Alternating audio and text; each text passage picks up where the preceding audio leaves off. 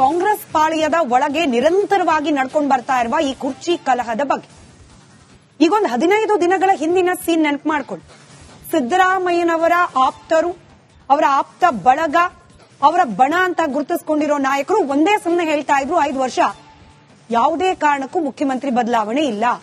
ಬದಲಾವಣೆ ಅಂತ ಆಗೋದೇ ಆದ್ರೆ ಕೆಪಿಸಿಸಿ ಅಧ್ಯಕ್ಷ ಪಟ್ಟದಲ್ಲಿ ಕೂತಿರುವ ಡಿಕೆ ಶಿವಕುಮಾರ್ ಅವರ ಬದಲಾವಣೆ ಆಗಬೇಕು. ಯಾಕಂತಂದ್ರೆ ಹೈಕಮಾಂಡ್ ನಾಯಕರೇ ಹೇಳಿರೋ ರೀತಿಯಲ್ಲಿ ಲೋಕಸಭಾ ಚುನಾವಣೆ ನಂತರದಲ್ಲಿ ಕೆಪಿಸಿಸಿ ಅಧ್ಯಕ್ಷರ ಬದಲಾವಣೆ ಆಗಬೇಕು ಅನ್ನೋದು. ಹಾಗೆ ಕಾಂಗ್ರೆಸ್ನಲ್ಲಿ ನಿಯಮ ಇರೋ ರೀತಿಯಲ್ಲಿ ಒಬ್ಬರಿಗೆ ಒಂದೇ ಹುದ್ದೆ ನಿಯಮ ಡಿಕೆ ಶಿವಕುಮಾರ್ ಅವರಿಗೂ ಅಪ್ಲೈ ಆಗಬೇಕು ಅಂತ 15 ದಿನಗಳ ನಂತರದಲ್ಲಿ ಇದೀಗ ಟೇಬಲ್ ಟರ್ನ್ ಆಗಿದೆ, ಸೀನ್ ಚೇಂಜ್ ಆಗಿದೆ. ಇದೀಗ ಡಿಕೆ ಶಿವಕುಮಾರ್ ಅವರ ಬಣದ ಒಬ್ಬೊಬ್ಬರೇ ನಾಯಕರು ಶತಾಯ ಗತಾಯ ಡಿಕೆ ಶಿವಕುಮಾರ್ ಮುಖ್ಯಮಂತ್ರಿ ಆಗೇ ಆಗ್ತಾರೆ ಅಂತ ಹೇಳ್ತಿದ್ದಾರೆ. ಕಾನ್ಫಿಡೆನ್ಸ್ ಎಷ್ಟರ ಮಟ್ಟಿಗಿದೆ ಅಂದ್ರೆ ಮುಹೂರ್ತವನ್ನ ಕೂಡ ಹೇಳ್ತಿದ್ದಾರೆ. ಡಿಸೆಂಬರ್ ವೇಳೆಗೆ ಡಿಕೆ ಶಿವಕುಮಾರ್ ಮುಖ್ಯಮಂತ್ರಿ ಚೇರ್ ಮೇಲೆ ಕೂರೋದು ಶತಸಿದ್ಧ. ಅದನ್ನು ತಪ್ಪಿಸಲಿಕ್ಕೆ ಯಾರ ಕೈಲೂ ಸಾಧ್ಯ ಇಲ್ಲ. ಕೇವಲ ಶಾಸಕರು ಅಥವಾ ಸ್ಥಳೀಯ ಮಟ್ಟದ ನಾಯಕರು ಅವರು ಮಾತ್ರ ಈ ರೀತಿಯಾದ ಹೇಳಿಕೆ ನೀಡ್ತಾ ಇಲ್ಲ. ಬದಲಾಗಿ ಡಿಕೆ ಶಿವಕುಮಾರ್ ಅವರ ಪರವಾಗಿ ಮಾತನಾಡುವವರ ಸಂಖ್ಯೆ ಕಮ್ಮಿ ಇದೆ, ಧ್ವನಿ ಕಡಿಮೆ ಇದೆ. ದೆಹಲಿವರೆಗೂ ತಲುಪೋ ಮಟ್ಟಿಗೆ ದೊಡ್ಡದಾಗಿ ಯಾರು ಡಿಕೆ ಬೆಂಬಲವಾಗಿ ಮಾತನಾಡೋರಿಲ್ಲ ಅನ್ನೋ ವಾದಕ್ಕೆ ವ್ಯತಿರಿಕ್ತ ಅನ್ನೋ ರೀತಿಯಲ್ಲಿ ಡಿಕೆ ಶಿವಕುಮಾರ್ ಅವರ ಪರವಾಗಿ ಒಂದು ಗಟ್ಟಿ ಧ್ವನಿ ಇದೀಗ ಮೊಳಗಿದೆ. ಮಾಜಿ ಮುಖ್ಯಮಂತ್ರಿಗಳಾದ ವೀರಪ್ಪ ಮೊಯ್ಲಿ ಅವರು ಕರ್ಕಳದಲ್ಲಿ ನಿಂತು ಮಾತನಾಡೋ ಸಂದರ್ಭದಲ್ಲಿ ಶತಸಿದ್ಧ ಡಿಕೆ ಶಿವಕುಮಾರ್ ಮುಖ್ಯಮಂತ್ರಿ ಆಗೋದು ಯಾರೋ ಕೊಡುವ ವರವಲ್ಲ, ಅದು ಬದಲಾಗಿ ಡಿಕೆ ಶಿವಕುಮಾರ್ ಅವರು ಸಂಪಾದನೆ ಮಾಡಿದ್ದಾರೆ ಆ ಅರ್ಹತೆಯನ್ನ. ಹೀಗಾಗಿ ಡಿಕೆ ಶಿವಕುಮಾರ್ ಅವರನ್ನ ಮುಖ್ಯಮಂತ್ರಿ ಕುರ್ಚಿ ಮೇಲೆ ಕೂರೋದ್ರಿಂದ ತಪ್ಪಿಸಲಿಕ್ಕೆ ಯಾರ ಕೈಲೂ ಸಾಧ್ಯವಿಲ್ಲ ಅಂತ ಹೇಳಿ ಘಂಟಾಘೋಷವಾಗಿ ಹೇಳಿದ್ದಾರೆ. ನಾನು ಅದಕ್ಕೆ ಹೇಳಿದ್ದು, ಡಿಕೆ ಶಿವಕುಮಾರ್ ಅವರ ಪರವಾಗಿ ಮಾತನಾಡುವವರ ಸಂಖ್ಯೆ ಕಡಿಮೆ ಇದ್ರೂ ಕೂಡ ಮಾತಿನ ಕಾನ್ಫಿಡೆನ್ಸ್ ದಿನೇ ದಿನೇ ಹೆಚ್ಚಾಗ್ತಾ ಇದೆ. ಇಲ್ಲಿ ಅವರ ಮಾತಿನ ನಂತರದಲ್ಲಿ ರಾಜಕೀಯ ವಲಯದಲ್ಲಿ ಮತ್ತಿದೇ ಚರ್ಚೆ. ಕಬ್ಬನೇಗ ಡಿಕೆ ಸಿಎಂ, ಈ ಕುರಿತಾದ ಒಂದು ವರದಿ ನಿಮ್ಮ ಮುಂದೆ. ಡಿಕೆಶಿಗೆ ಮೊದಲ ಸಲ ಬಿಗ್ ಸಪೋರ್ಟ್. ಬಂಡೆ ಪರ ಮಾಜಿ ಸಿಎಂ ಮೊಯ್ಲಿ ಬ್ಯಾಟ್.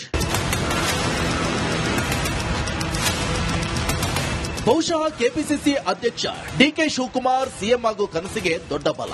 ಈವರೆಗೂ ಕೂಡ ಡಿಕೆ ಶಿವಕುಮಾರ್ ಮುಖ್ಯಮಂತ್ರಿ ಆಗ್ಬೇಕಂತನೋ ಇಲ್ಲ ಅಧಿಕಾರ ಬದಲಾವಣೆ ಬಗ್ಗೆ ಒಪ್ಪಂದ ಆಗಿದೆ ಅಂತಾನೋ ಬೆರಳೆಣಿಕೆಯಷ್ಟು ಶಾಸಕರು ದನಿ ಎತ್ತುತ್ತಾ ಬಂದಿದ್ದು ಓಕೆ. ಮಾಗಡಿ ಬಾಲಕೃಷ್ಣರಂತವರು, ಬಸವರಾಜ್, ಶಿವಗಂಗರಂತಹ ಕಾಂಗ್ರೆಸ್ ಶಾಸಕರು ಮಾತ್ರ ಆಗೊಮ್ಮೆ ಈಗೊಮ್ಮೆ ಬ್ಯಾಟ್ ಬೀಸುತ್ತಾ ಬಂದಿದ್ದಾರೆ. ಆದ್ರೀಗ ಡಿಕೆಶಿಗೆ ನೈತಿಕ ಶಕ್ತಿ ಹೆಚ್ಚಿಸಿದ್ದು ಮಾಜಿ ಮುಖ್ಯಮಂತ್ರಿ M Veerappa Moily direct support. ನಮ್ಮ ಡಿಕೆ ಶಿವಕುಮಾರ್ ಅವರು ಅವರನ್ನ ಪ್ರಪ್ರಥಮ ಅವರಿಗೆ ಎಂಎಲ್ಎ ಆಗಬೇಕು ಅಂತೇಳಿ ಟಿಕೆಟ್ ಕೊಡಿಸಿದವ ನಾನು. ಆದ್ರಿಂದ ಇವತ್ತು ಅತ್ಯಂತ ಯಶಸ್ವಿ ನಾಯಕರಾಗಿ ಕರ್ನಾಟಕದಲ್ಲಿ ಮೂಡಿ ಬಂದಿದ್ದಾರೆ. ಸದ್ಯದಲ್ಲೇ ಮುಖ್ಯಮಂತ್ರಿ ಆಗಬೇಕು ಅಂತೇಳಿ ನಾವೆಲ್ಲ ಹಾರೈಸೋಣ. ಯಾಕಂದ್ರೆ ಕಾರ್ಕಳ ಪುಣ್ಯಭೂಮಿ, ಗೊಮ್ಮಟೇಶ್ವರನವರು, ಅವರು ಗೊಮ್ಮಟೇಶ್ವರ ತರ ಬೆಳೀಲಿ. ಇಲ್ಲಿ ವೀರಪ್ಪ ಮೊಯ್ಲಿ ಡಿಕೆ ಸಿಎಂ ಆಗ್ಬೇಕು ಅನ್ನೋದಷ್ಟೇ ಹೇಳಿದ್ರೆ ಎಲ್ಲರಂತೆ ಇವರು ಬಯಸಿದ್ದಾರೆ ಅಂತಾನೆ ಭಾವಿಸಬಹುದಿತ್ತೇನೋ. ಆದ್ರೆ ಇಲ್ಲಿ ಇನ್ನು ಒಂದು ಹೆಜ್ಜೆ ಮುಂದಿಟ್ಟ ಮೊಯ್ಲಿ ಈಗ ಹೇಳಿದ್ದು ಈಗಾಗಲೇ ಡಿಕೆ ಸಿಎಂ ಆಗೋ ಬಗ್ಗೆ ಸೆಟಲ್ ಆಗಿಬಿಟ್ಟಿದೆ ಅಂತ.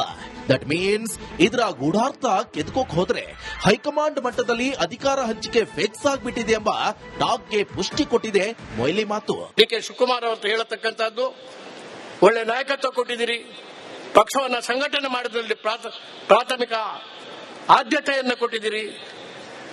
ಯಾರು ಇದರ ಬಗ್ಗೆ ಹೇಳಿಕೆಗಳು ಬರ್ತಾನೆ ಇದ್ದಾರೆ, ಹೋಗ್ತಾನೆ ಇದ್ದಾರೆ. ಆದರೆ ನೀವು ಮುಖ್ಯಮಂತ್ರಿ ಆಗುವುದನ್ನ ಯಾರಿಗೂ ತಪ್ಪಿಸಲಿಕ್ಕೆ ಆಗುವುದಿಲ್ಲ. ಯಾರು ಅದರಲ್ಲಿ ಆತಂಕ ಪಡಬೇಕಾದಂತ ಅವಶ್ಯಕತೆ ಯಾರಾದರೂ ಟೀಕೆ ಮಾಡುವ ವೈಯಕ್ತಿಕ ತೃಪ್ತಿಗೆ ಅದನ್ನ ಟೀಕೆ ಮಾಡಬೇಕೇ ಹೊರತು, ಆದರೆ ನಮ್ಮ ಡಿಕೆ ಶಿವಕುಮಾರ್ ಮುಖ್ಯಮಂತ್ರಿ ಆಗುವುದನ್ನ ತಪ್ಪಿಸಲಿಕ್ಕೆ ಆಗುವುದಿಲ್ಲ. ಹಾಗಾದ್ರೆ ಅದು ವರ ಯಾರು ಕೊಡತಕ್ಕಂಥ ವರ ಅಲ್ಲ, ಅವರು ಸಂಪಾದನೆ ಮಾಡತಕ್ಕಂಥ ಒಂದು ಶಕ್ತಿ, ಅದು ಮುಖ್ಯಮಂತ್ರಿ ಪದವಿ. ಅಂದ್ರೆ 2023ರ ಆಗಸ್ಟ್ನಲ್ಲಿ ಕೈಗೆ ಭಾರಿ ಬಹುಮತ ಬಂದಾಗ 4-5 ದಿನ ಕಾಲ ದಿಲ್ಲಿಲಿ ನಡೀತಲ್ಲ ಚೌಕಾಸಿ, ಆ ಸಂದರ್ಭದಲ್ಲೇ ಸಿದ್ದು ಡಿಕೆ ನಡುವೆ ಎಂತಿಷ್ಟು ಅವಧಿ ಅಂತ ಅಧಿಕಾರ ಹಂಚಿಕೆ ಆಗಿದೆ ಅನ್ನೋ ಮಾತು ಆಗ ಕೇಳಿ ಬಂದಿತ್ತು ದೀಟ. ಡಿಕೆ ಪಾಳೆಯ ಇದನ್ನ ಆಗಾಗ್ಗೆ ನೆನಪಿಸೋ ಪ್ರೋಗ್ರಾಂ ಇಟ್ಕೊಂಡ್ರು. ಇದನ್ನ ಒಪ್ಪೋಕೆ ಮಾತ್ರ ರೆಡಿನೇ ಇರಲಿಲ್ಲ ಸಿಎಂ ಮುದೋಳ್ಕರ್. ಪೂರ್ಣ 5 ವರ್ಷ ಸಿದ್ದೂರೇ ಸಿಎಂ ಅಂತ ದನಿ ಎತ್ತರಕ್ಕೆ ಎತ್ತಿದ್ದು ಸಿದ್ದು ಬಳಗ. ಇಲ್ಲಿ ಸಿದ್ದರಾಮಯ್ಯ ಟೀಮ್ನಲ್ಲಿ ಸೀನಿಯರ್ ಮೋಸ್ಟ್ ಲೀಡರ್ಗಳೇ ಎದ್ದು ಕಾಣ್ತಿರೋದ್ರಿಂದ ಡಿಕೆ ಕಡೆ ಕೈ ಎತ್ತಿರೋದು ಸಹ 2-3ನೇ ಹಂತದ ಲೀಡರ್ಗಳಾದ ಕಾರಣ ಇದಕ್ಕೆ ಕಂಡು ಬರಲಿಲ್ಲ ವಜನು.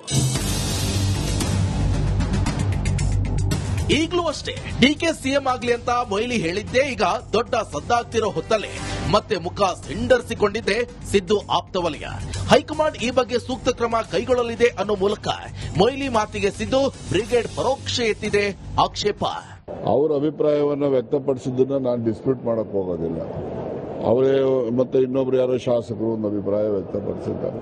ಹೀಗೆ ಇವೆಲ್ಲ ಅಭಿಪ್ರಾಯಗಳು ಕೂಡ ಅವರವರ ವೈಯಕ್ತಿಕ ಅಭಿಪ್ರಾಯಗಳು.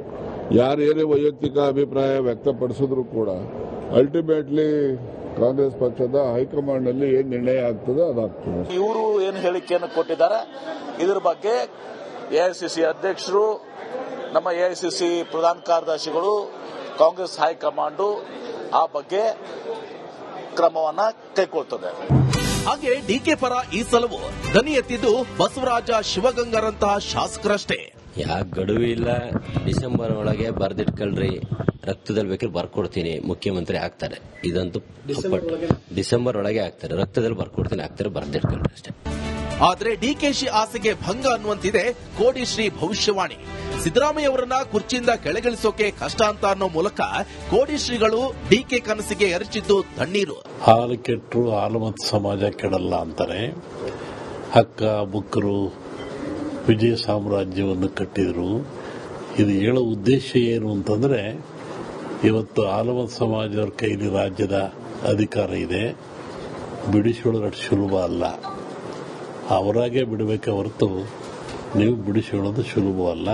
ಇನ್ನೊಂದೆಡೆ ಸಿಎಂ ಗಾದಿಗಾಗಿ ಕೈನಲ್ಲೇ ಡಿಶುಮ್ ಡಿಶುಮ್ ಜೋರಾಗಿದ್ದಂತಿದೆ. ಪ್ರತಿಪಕ್ಷ ಬಿಜೆಪಿ ಕೈಗೆ ಇದು ಕೋಲು ಕೊಟ್ಟಂತೆಯೇ ಸರಿ. ವೀರಪ್ಪ ಮೊಯ್ಲಿ ಶುದ್ಧ ಸುಳ್ಳ ಅಂತ ಯಾವುದೂ ಕೂಡ ವೀರಪ್ಪ ಮೊಯ್ಲಿ ಅವರು ಹೇಳಿರೋದು ಇದುವರೆಗೂ ನೆರವೇರಿಲ್ಲ. ಕಾಂಗ್ರೆಸ್ ಪಾರ್ಟಿಗೆ ಕರ್ನಾಟಕದ ಜನ ಮೆಜಾರಿಟಿ ಕೊಟ್ಟಿದ್ದಾರೆ. ಕಾಂಗ್ರೆಸ್ ಪಾರ್ಟಿ ಕೊಟ್ಟಿದ್ದಾರೆ. 138 ಜನ ಶಾಸಕರು ಇವತ್ತು ಕಾಂಗ್ರೆಸ್ ಬೆಂಬಲಕ್ಕಿದ್ದಾರೆ. ಆದರೆ ಹೀಗೆ ಹೇಳೋದ್ರ ಮೂಲಕ ಎಲ್ಲೋ ಒಂದು ಕಡೆಗೆ ಹಾಲಿ ಮುಖ್ಯಮಂತ್ರಿ ಸಿದ್ದರಾಮಯ್ಯನವರಿಗೆ ಅಪಮಾನಿಸುವ ಕೆಲಸವನ್ನ ಮಾಡ್ತಾ ಇದ್ದಾರೆ ಅನ್ನೋಂತಕ್ಕಂಥ ಅನುಮಾನ ಬರ್ತಾ ಇದೆ. ಗುರುಬಲ ಶನಿ ಬಲ ಎಲ್ಲ ಚೆಂದಾಗಿದೆ ಅಂತ ಹೇಳ್ತಾರೆ. ಈ ಸಿದ್ದರಾಮಯ್ಯನವ್ರಿಗೆ ಬೇರೆ ಕಾಲು ನೋವು ಬೇರೆ ಶುರುವಾಗಿದೆ.